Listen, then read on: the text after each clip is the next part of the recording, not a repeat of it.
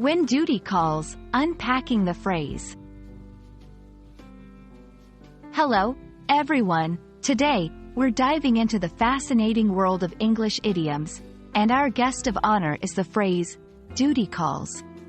This common saying has a rich background and a practical usage that we encounter in various aspects of daily life. So, let's unravel the mystery behind it and see how you can use it in your conversations. Duty calls is an idiomatic expression that indicates someone must attend to their responsibilities or obligations immediately. It's often used when a person needs to leave a social situation to handle their professional or personal duties. The phrase emphasizes the imperative nature of these duties, suggesting they are urgent and cannot be ignored. The origins of duty calls are not definitively traced to a single source, but it's clear that the concept of duty has been a significant part of human society for centuries. This phrase likely evolved as a succinct way to express the immediate pull of responsibilities, whether in military, professional, or family contexts. Let's look at some examples to better understand how to use duty calls. I'd love to stay for another cup of coffee, but duty calls.